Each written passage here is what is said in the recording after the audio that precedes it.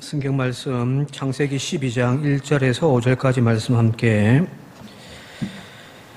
한 절씩 교독하도록 하겠습니다. 창세기 12장 1절에서 5절까지입니다.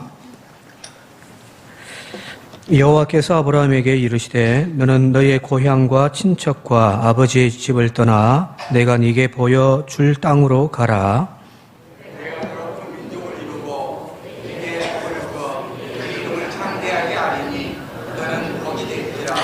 너를 축복하는 자에게는 내가 복을 내리고 너를 저주하는 자에게는 내가 저주하리니 땅의 모든 족속이 너로 말미암아 복을 얻을 것이라 하신지라.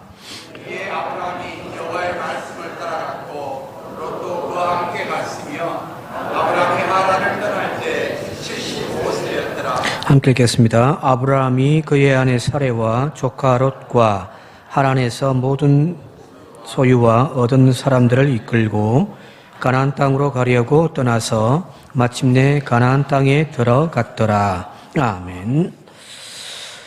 오늘 아브라함을 부르시는 하나님 너무 잘 알고 있는 내용들입니다만은 몇 가지 이제 중요한 몇 가지 포인트만 좀 잡고 넘어가도록 하겠습니다.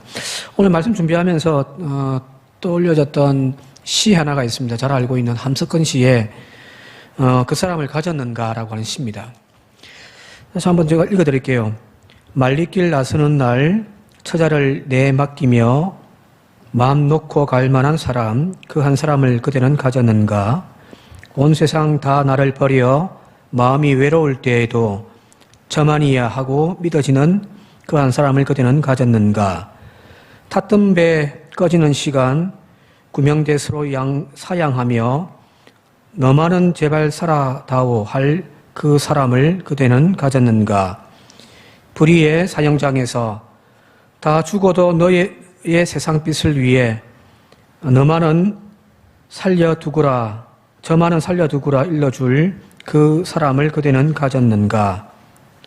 잊지 못할 이 세상을 놓고 떠나려 할 때 저 하나 있으니 하며 번긋이 웃고 눈을 감을 그 사람을 그대는 가졌는가? 온 세상이 찬성하여도 아니 하고 가만히 머리 흔들 그 한 얼굴 생각에 알뜰한 유혹을 물리치게 되는 그 한 사람을 그대는 가졌는가?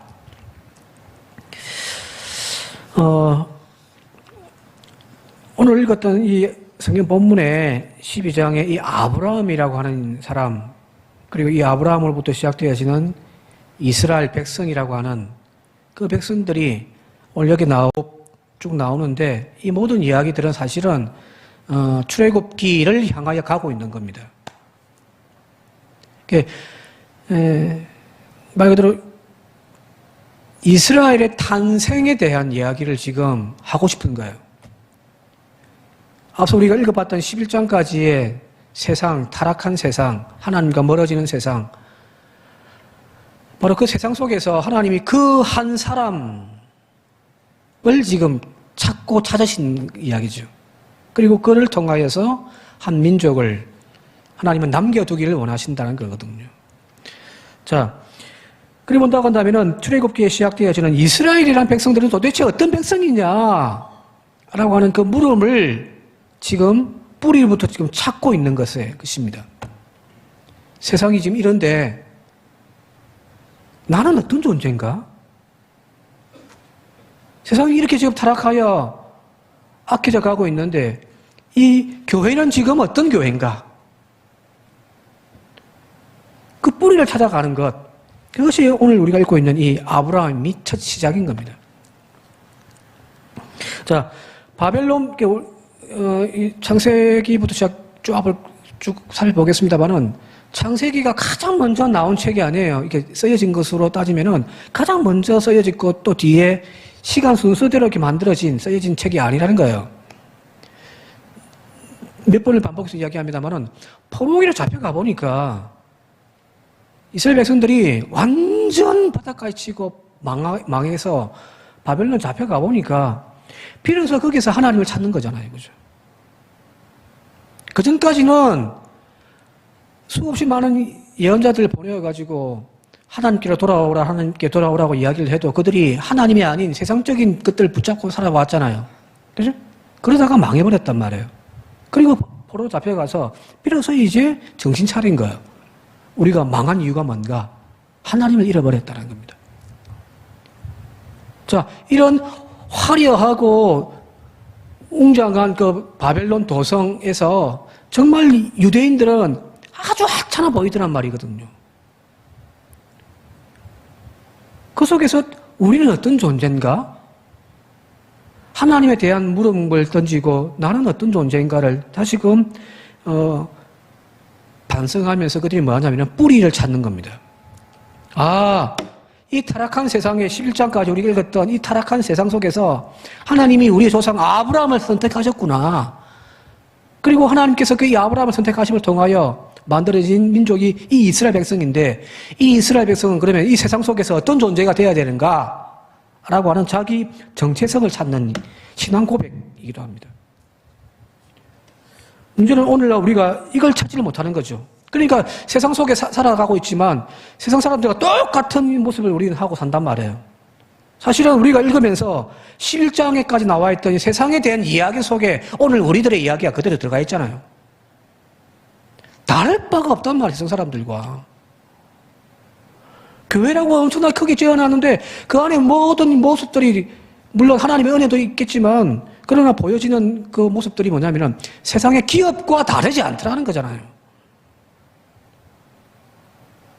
하나님은 그런데 이 세상에 교회를 세워놓으신 목적, 이 세상에 저와 여러분들 선택하신 목적, 더 앞으로 넘어간다면 이스라엘을 하나님이 이 땅 가운데 만들어 놓으신 목적, 그 목적을 잊어버린 채 그냥 하나의 민족으로 세상에서 출세하고 성공한 민족으로 큰 민족이 되어지는 것이 무슨 의미가 있냔 말이거든요. 그래서 여러분들 11장까지의 세상에 대한 이야기를 쭉 해오다가 이제 12장 비로소 이제 아브라함의 이야기를 시작하는 것은 뭐냐면 이 세상 속에서 하나님이 그 한 사람을 남기고 싶단 말이에요. 목포에 400교회가 넘는 교회들이 있습니다. 이 400교회들이 정신만 차리고 하나님 앞에 정말 바르게 섰다면 축복의 근원이 되어졌다면 목포는 달라질 거예요. 대한민국이 달라졌을 거예요. 문제는 뭐냐? 세상과 똑같은 교회인 거죠. 아브라함의 이야기를 읽을 것이 아니라 오늘 우리들의 이야기를 읽어야 됩니다. 하나님은 이 세상 속에서 그 한 사람을 남기고 싶은 거예요.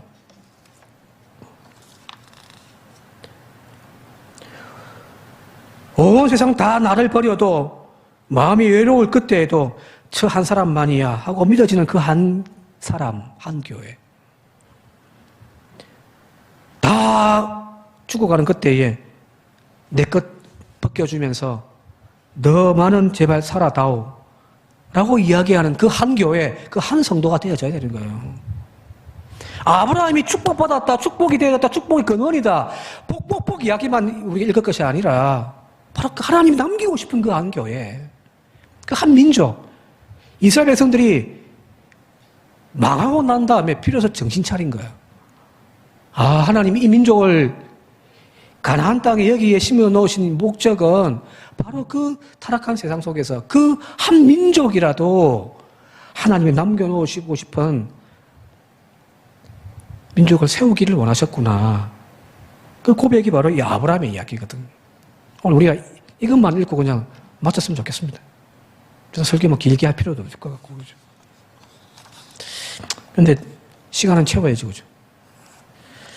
그러니까 이 12장이 사실은 그 뿌리예요. 뿌리를 찾아가는 거예요. 뿌리가 없는 나란 정체성이 없는 거잖아요, 이거죠. 그죠? 이 바람 부는 대로 시류에 따라서 이래 갔다 저래 갔다는 존재입니다. 뿌리를 두고 있으면, 뿌리를 알면요, 어떠한 바람에도 흔들리지 않거든요. 그죠?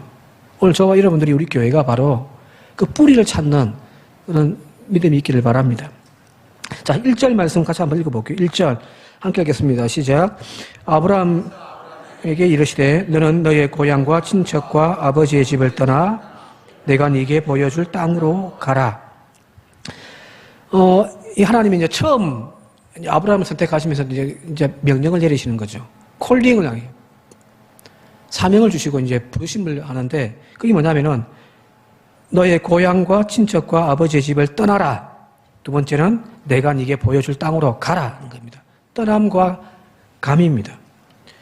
자, 여기 고향과 친척과 아버지 집을 떠나는 행위가 어떤 의미가 있을까? 그냥 아버지 집 떠나서 독립하는 건가요? 애굽에서 나와서 이제 가나안 땅으로 가는 건가요? 아니면 세상을 던지고 교회 나오는 건가요? 이 의미를 알기 위해서는 11장에 바로 앞에 있는 11장 31절과 32절 말씀을 함께 비교해보면 좀 알 수가 있는데 11장 31절, 32절 같이 한번 읽어보도록 할게요. 시작. 데라가 그의 아들 아브람과 하란의 아들인 그의 손자 룻과 그의 며느리 아브람의 아내 사레를 데리고 갈대아인의 우르를 떠나 가나안 땅으로 가고자 하더니 하란에 이르러 거기 거류하였으며 데라는 나이가 205세 하란에서 죽었더라는.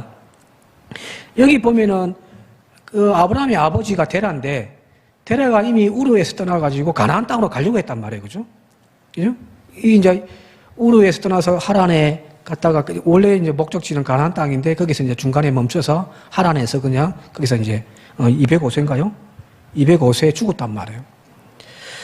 자, 여기 보시면은 공간적인 의미에서 그의 아버지 데라가 이미 우르를 떠나서 하란을 떠나서 이제 가나안 땅으로 가려고 하는 그 이동 경로와 하나님께서 지금 아브라함에게 말씀하시는 너의 고향과 친척과 아비의 집을 떠나서 내가 지시할 땅이니까 가나안 땅으로 가라.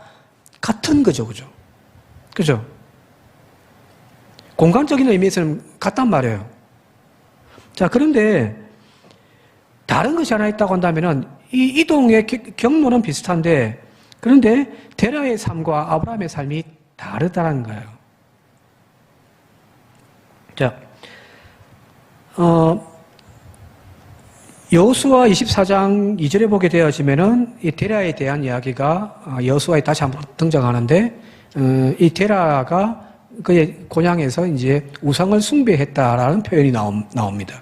그래서 유대인들의 전통과 전통에 따르면은 이 데라의 직업이 뭐냐면은 은장색 하는 사람이었다는 거예요. 그때 당시 은장색이란 우상을 만드는 거거든요. 데라는 우상을 숭배했던 사람이었습니다. 왜? 그 지역이 다 그쪽이니까. 특히 우르라고 하는 아주 고대 도시, 처음 시작할 때도 말씀드렸습니다만은 고대 수메르에서도 고대 도시, 그 우르, 거기서 아마 섬기는 신이 나난나인가요? 아마 그런 신이에요, 이름이. 예, 각 도시마다 자기들이 섬기는 신들의 이름이 있는데, 우르에서 섬기는 또 신이 나난나라고 하는 신을 섬기는 거예요. 그 신을 이제 족각해서 만드는 그 직업이 바로 데라입니다. 근데 지금 아브라함의 아버지 데라가 지금 그 우르에서 나와가지고 하란으로 이제 옮겼죠, 그죠? 가나안 땅을 가기 위해서. 근데 가다가 그 우르에 그 하란에서 머물다가 거기서 이제 죽었단 말이거든요. 근데 데라가 사는 평생 동안 하나님을 만났다든지 하나님을 섬기는 것이 아니라 아까 여호수아 24장 2절 말씀에 따르면은 그는 우상 숭배를 했던 인생을 살아왔었습니다. 그 말은 무슨 말이냐면 그가 평생 섬겼던 신을 그대로 섬기며 살아왔다는 거예요. 자, 자기가 우르에서 우상을 조각했던 그걸 팔아먹는 그 직업을 가졌던 이 데라가 하란으로 옮겼다고 해서 그가 섬기는 신이 바뀌어진 것이 아니라고 한다면 그는 여전히 은장색공으로 우상을 만들어서 파는 그 직업을 가지며 살았다는 이야기입니다. 자, 장소, 우르를 떠나 고향을 떠나서 아버지 친척집을 떠나서 내가 지시하는 가나안 땅으로 간다. 이것은 똑같은 여정이지만 그러나 여전히 데라는 우르에서의 삶의 방식 그대로 가지고 여기 옮겨온 거죠. 그죠? 그러나 여기 지금 아브라함에게 지금 하나님께서 너의 고향과 친척과 아버지 집을 떠나라. 이 명령은 무슨 말이냐면 단순하게 장소를 이동해서 공간적인 이동을 통하여서 너의 삶의 자리를 바꾸라는 이야기가 아니라 바로 삶의 근본적인 변화를 바꾸라는 이야기입니다. 출애굽이란 내가 살던 마을이 애굽 안에 살다가 이제 가나안 땅으로 이사하는 것이 아니에요. 그게 출애굽 사건이 아니에요. 출애굽 1세대들이 광야에서 다 죽었던 이유가 뭐냐면 장소는 바뀌었어요. 그렇죠? 애굽에서 종살이를 하면서 살아왔던 그들의 삶에서 이제 광야로 심지어는 저 가나안 땅을 향하여 나아가는 장소는 바뀌었지만 그러나 여전히 그들의 삶의 스타일과 방식은 애굽의 노예의 습관을 버리질 못한 거예요. 장소의 이동이 중요한 것이 아닙니다. 삶의 변화가 중요한 거지. 오늘도 우리도 마찬가지예요. 교회에 나오는 것이 구원의 완성이 아니에요. 그죠?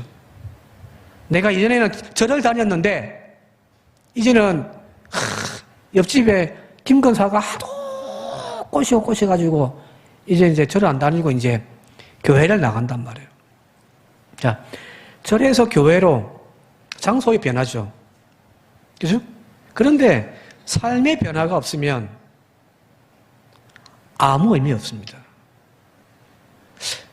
제 오랜 친구가 있는데 그 친구의 할머니가 그 동네에서 유명한 이게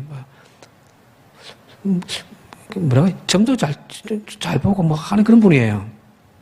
무당은 아닌데 뭐 제사하면 이 할머니 찾아와가지고 어떻게 지내냐고 물어보고 막 하는 그런 분이에요. 근데 이분이 이제 손주 때문에 교회를 나가기 시작했단 말이에요. 교회를 나가는데 이제 집사도 받았습니다. 근데 이제 여전히 주변 사람들은 그 마을에 계속 사니까 또 물어보는 거예요. 뭐 제사는 뭐 어떻게 준비하면 되냐 뭐 이렇게 물어보면은 이렇게 해라 저렇게 해라 다 가르쳐 주는 거예요. 그랬더니 이 손주가 한 말이 할매 이제 교회 나가는데 집사가 그렇게 우상숭배 이렇게 저렇게 가르쳐 주면 되냐고. 물론 이제 우스갯소리기도 합니다만은 그죠? 절에서 하던 그 어떤 생각과 가르침과 그 삶을 그대로 가지고 와서 교회에 그냥 부처에서 예수님으로 그것만 바꾸면 되는가요? 아니란 말이에요. 삶의 질적인 변화가 이루어지는 것이 그것이 바로 오늘 여기 나와 있는 친척과 아비의 집을 떠나 내가 지시하는 땅으로 가라는 겁니다. 오늘 몸이 여기 나와 있는 것으로가 아니라 오늘 우리가 소속되어져 있는 곳이 교회라고 하는 울타리 뿐만 아니라 우리의 가치관과 우리의 삶의 방식 자체를 다 뜯어 고치는 저와 여러분이 되시길 바랍니다. 첫 번째 떠나라는 거죠. 그죠? 네가 지금 어떻게 살아왔든지 그 삶의 모든 것들은 이제 내려놓으라는 거예요. 벗어버리라는 겁니다. 그리고 이제 뭐예요? 내가 네게 보여줄 땅으로 가라는 거잖아요. 이거죠. 그죠? 자, 고향과 친척과 아버지 집을 떠나는 것이 바로 그 11장까지 나왔던 세상적인 그 바벨탑을 쌓아가는 인간의 노력으로 하늘 끝까지 쌓아가려고 하는 스스로 구원받으려고 하는 그 삶의 자리에서 이제 떠나라는 거예요. 그리고 이제 뭐예요? 내가 네게 지시하는 땅으로 가라는 거잖아요. 그죠?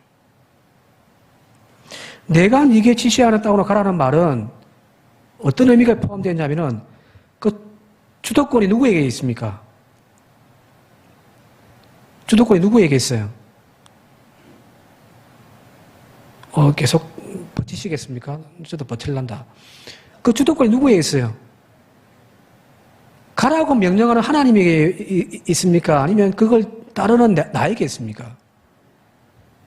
철저하게 그 주도권은 하나님이세요. 자, 어디로 가라는 말도 없어요. 그냥 가래요.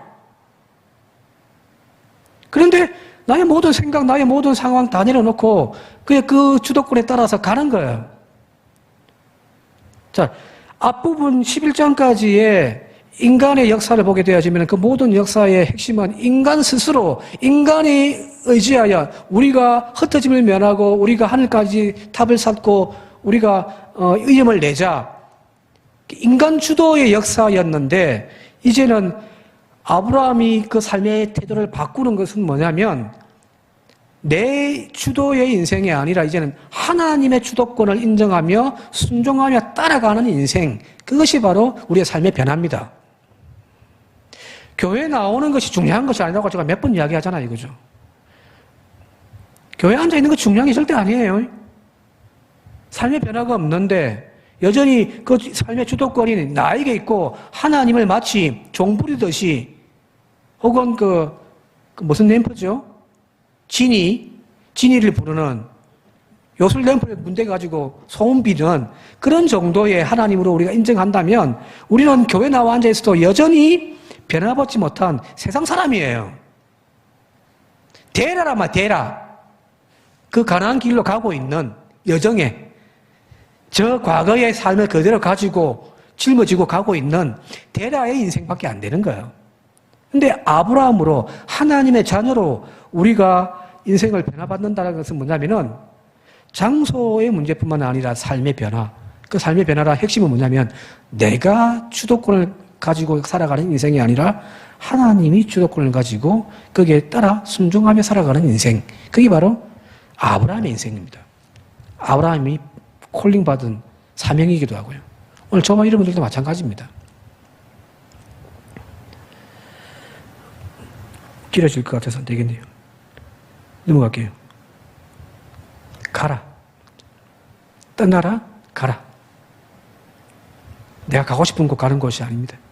하나님이 가라고 하시는 곳 가고 하나님이 멈추라면 멈추고 하나님이 하라면 하고 하지 말라면 안 하고 그죠? 그것만 잘해도 복 받습니다. 자, 2절 말씀 한번 읽어볼게요. 2절 읽겠습니다. 시작. 내가 너로 큰 민족을 이루고 내게 복을 주어 내 이름을 창대하게 하리니 너는 복이 될지라. 아브라함의 이야기 하나님이 떠나라 가라. 근데 우리가 이 이야기에서 더 많이 관심 가지는 것이 2절이죠. 큰 민족을 이루고 내 이름을 창대하게 하고 내가 복이 될지다. 그죠? 근데 사실은 이 하나님의 약속입니다. 이 하나님께서 이 모든 것들을 이루어 주셔서 큰 민족이 되게 해주시고요. 여기서 말하는 크다. 또 출애굽기에 나오는 큰 민족이 되게 해주겠다라고 하는 하나님의 그 약속에서 큰 민족이란 전에도 한번 설교를 했는데 그때 말하는 큰이란 말이 사이즈가 큰 교회 그런 의미가 아니에요. 위대한입니다. 히브리 말의 정확한 뜻은 어떤 큰 규모의 숫자로 많은 그 큰의 의미가 아니라 위대한이 정확한 뜻입니다. 그래서 하나님께서 너를 큰 민족을 이루게 해주겠다. 그 뜻은 내가 너를 위대한 민족이 되게 해주겠다는 거예요. 오늘 우리의 인생이 우리 교회가 큰 교회가 목적이 아니라 위대한 교회가 되어줄 수 있기를 바랍니다. 훌륭한 교회가 되어야 될 거 아니에요. 그죠? 건강하지 못한 큰 교회 말고 건강하지 못한 부자가 말고 부자가 되든 가난하든 어떤 상황 속에서도 세상에 선한 영향력을 끼치는 위대한 인생, 위대한 교회 되어줄 수 있기를 바랍니다. 이게 좀 목적을 바꿔야 되는 거예요.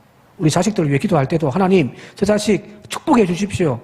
어떻게 서울대학교 가고 좋은 기업 들어가서 돈 많이 벌고 그게 아니라 하나님 저 인생이 저 아이가 하나님의 손에 붙들림 바 되어져서 하나님 저 아이가 세상에 선한 영향력을 끼치는 위대한 인생이 되게 해 주십시오. 그게 하나님의 뜻과 맞잖아요. 그러면 응답이 이루어지는 거거든요. 내 욕심대로 자꾸만 기도를 하니까 응답이 없는 거예요. 근데 하나님의 마음과 우리의 기도가 맞으면 그 속에서 역사가 나타나는 거거든요. 큰 민족, 위대한 민족입니다. 두 번째는 너의 이름을 창대케 하리라. 아브람이죠. 그죠? 지금의 아브람 말은 아버지를 더 높이다. 그런 뜻이거든요. 고귀한 아버지. 아마 아브람 자기 자신이 좀 나름대로 그 위치에서 조금 이름 올라가고 그런 자기의 어떤 존재가 높여지는 그런 이름이었는데 하나님이 그 이름을 바꾸어서 창대케 되어지게 만들어 주신 것이 바로 아브라함입니다. 이게 열국의 아버지란 뜻이에요. 한 가정에 조그만한 영향력 가지고 있는 에서 위대한 존재가 아니라 열국의 아버지가 내가 되게 해주겠다는 겁니다. 오늘 우리가 받는 축복이 이런 축복이 되길 바랍니다. 산정교회가 이 목포에서 조금 좋은 교회 그 정도가 아니라 세계에서 이름이 알려지는 교회. 이 스케일이 틀리죠, 그죠? 그죠? 바로 이름에 변화가 있는 저와 이름들이 되어질 수 있길 바라고요. 우리 영향력이 변화받는 그런 저와 여러분들이 되어줄 수 있길 바랍니다. 그리고 마지막에 이제 복이 될지라는 거거든요. 옛날에는 복의 근원이 될지다. 그런, 성경 본 적이 있었는데, 복의 근원이 되어지고, 복 자체가 되어질 것이다. 라는 축복을 허락해 주시는 거거든요. 하나님 따르면 어떤 은혜가 있냐면 이런 복이 있는 줄 믿습니다. 복의 그 근원이 되어지는 겁니다. 쉽게 이야기해서 이렇게 이야기할 수 있을 것 같습니다. 그냥 예화를 들자면은, 자, 내일부터 새벽기도 나오시는 분에게는 제가 교회에서 매일 5만 원씩 주겠습니다. 새벽기도 나오신 분들에게 5만 원 주겠습니다. 하면 여러분들 나오시겠습니까? 안 나오시겠습니까? 안 나오실 겁니까?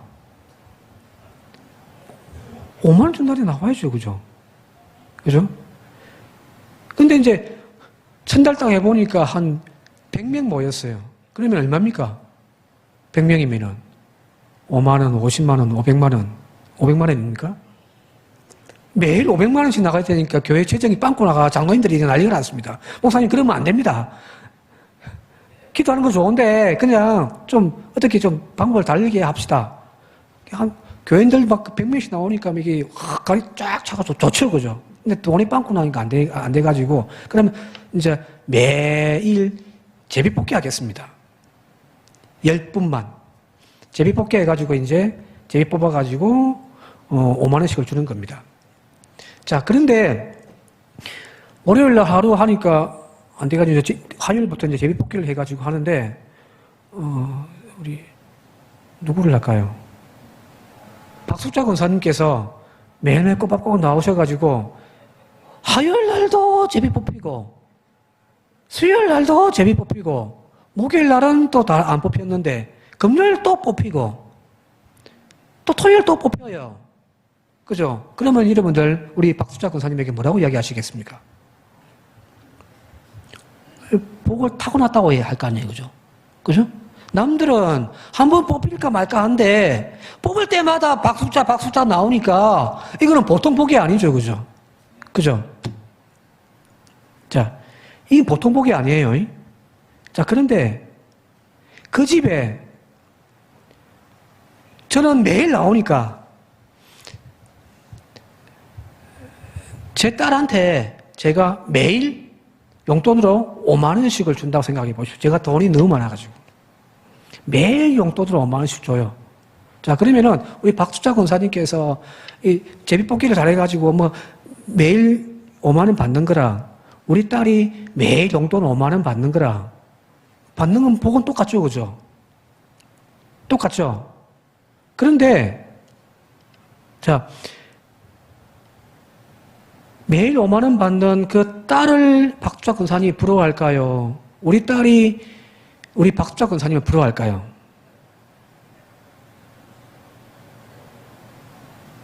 누가 더 부러운 거예요?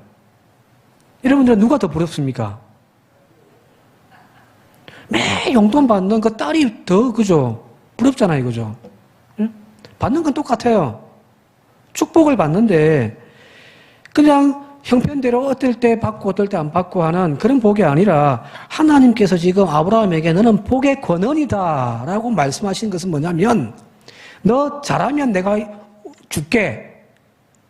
다른 사람들 안 받는데 니만 내 또 줄게 하면서 이렇게 주는 것이 아니라 말 그대로 하나님의 거룩한 자녀가 되어져서 우리가 이미 그 복을 날마다 누리고 살고 있는 거예요. 이게 복의 근원이 되는 거예요. 우리가 흔히 생각하는 복은 물질, 명예 그런 것들이 더해져야지 우리가 복 받는다 생각하고 있잖아요. 그죠? 아니에요. 성경이 이야기하는 진짜 복은 뭐냐면 우리가 하나님의 자녀가 되어져 하나님의 자녀의 권세를 누리고 살아가는 그 자체가 이미 우리에겐 복이라는 이야기입니다. 오늘 여기 하나님께서 아브라함에게 약속하신 너는 복이 될지라는 겁니다. 영접하는 자 곧 그 이름을 믿는 자에게는 하나님의 자녀가 되는 권세를 주셨습니다. 오늘 우리가 이 권세를 누리고 살아가기에 오늘 나의 삶 그 자체를 우리는 행복하다고 노래하며 살아가는 저와 여러분들 되시길 바랍니다. 뭐 유명한 에릭 프롬이 했던 유명한 말, 소유냐 존재냐. 우리의 참된 행복의 복의 근원은 소유를 통하여 복이라고 이야기하는 것이 아니라 존재 자체가 이미 나는 복의 근원이 되어졌다는 사실을 기억하시면서 오늘도 하나님을 아버지라 부르며 살아가는 내 삶이 얼마나 행복한가를 노래하며 앞서 우리 찬양했습니다마는 이것이 행복이여라고 한 주간 노래 부르며 살아가는 저와 여러분들 되시기를 주님의 이름으로 축원드립니다. 함께 기도드리겠습니다. 아버지 하나님, 세상 속에서 나오라. 그리고 내가 지시한 땅으로 가라. 그것이 아브라함에게 주셨던 이스라엘에게 또한 허락해 주시는 하나님의 큰 계획이며 하나님의 은혜임을 믿습니다. 내가 세상 속에서 무엇을 더 많이 가졌느냐, 가지지 못하였느냐가 우리의 행복의 조건이 아니라 내가 이미 하나님의 자녀가 되어져 세상과 구별되어진 거룩한 삶을 살고 있다라고 하는 이것이 우리에게 얼마나 큰 행복이며 축복인지를 깨닫고 고백하며 살아가는 한 주간이 되어지게 하여 주옵소서. 예수님의 이름으로 기도드리옵나이다. 아멘.